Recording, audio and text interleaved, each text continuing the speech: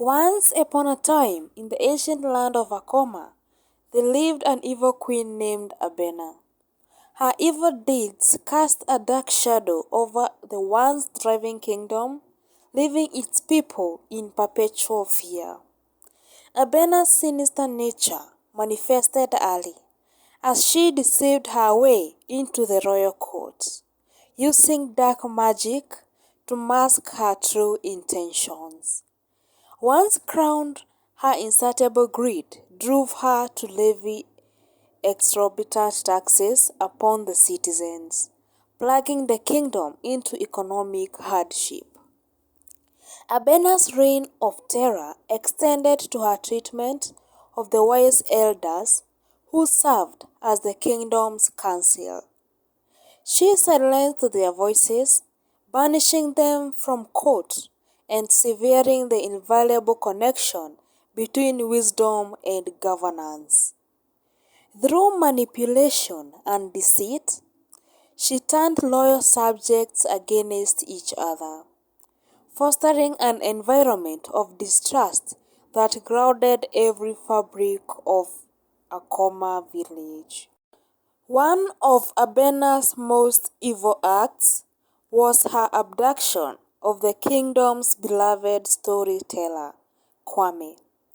He who had woven tales of unity and strength was now silenced, his absence leaving the people without the cultural sustenance that had defined their identity.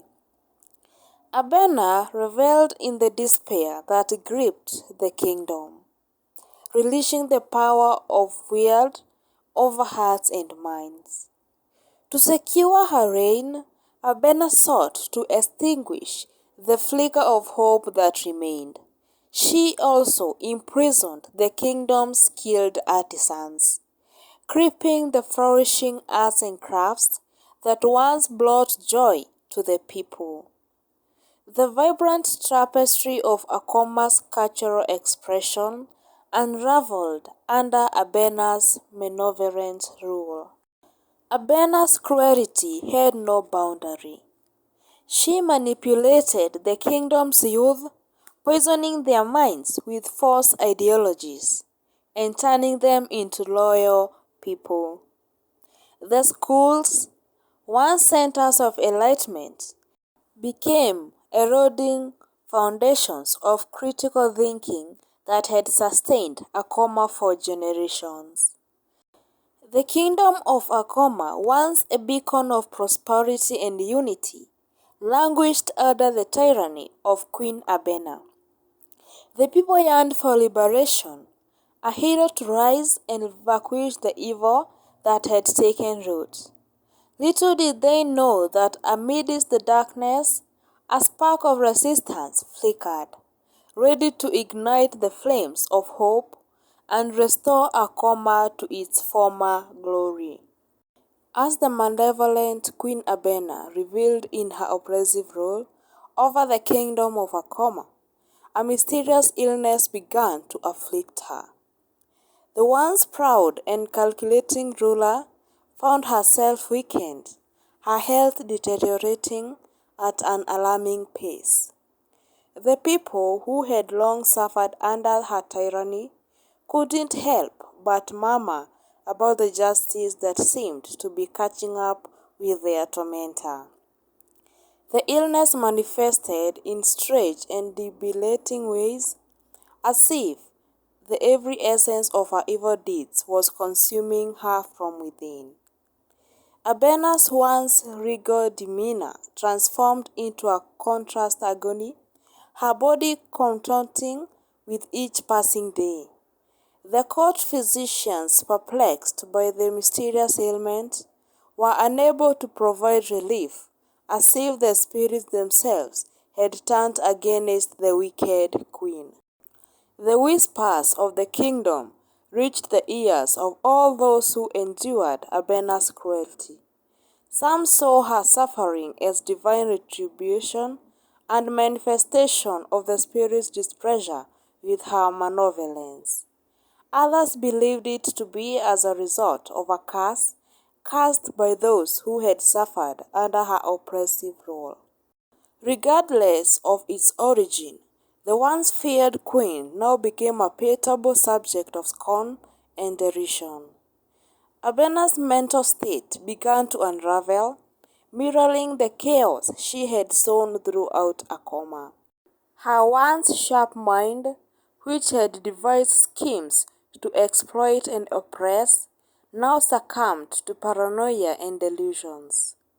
Shadows danced in her vision, and haunting whispers echoed through the walls of her palace, tormenting her restless nights.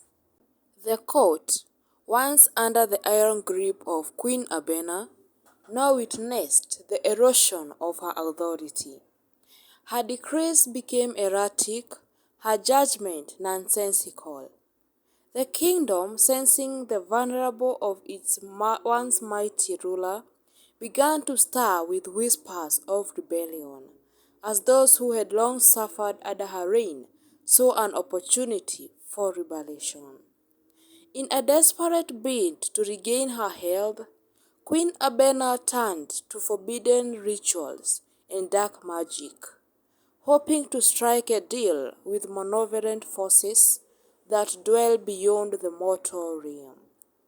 Her chambers became a den of incantations, and the air within the palace grew thick with an arid scent of burning offerings. Yet, another ritual seemed to worsen her condition, and if the very forces she sought to control recoiled from her weakness. The kingdom of Akoma, sensing the impending demise of their tormentor, they were very happy and found new hope. Whispers of the queen's affliction spread forward, reaching even the most remote villages. The people, once downtrodden and broken, began to dare to dream of future free from the shackles of ABENA's tyranny. As ABENA's madness intensified, her once royal advisers and courtiers, fearing for their lives, began to distance themselves from the deteriorating queen.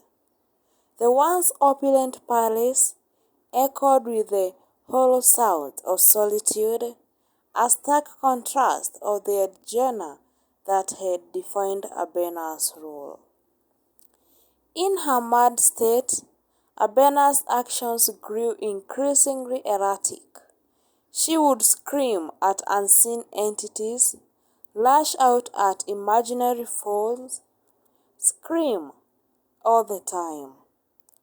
The very symbols of her power, the throne and scepter, became objects of derision as they lay abandoned symbols of the reign.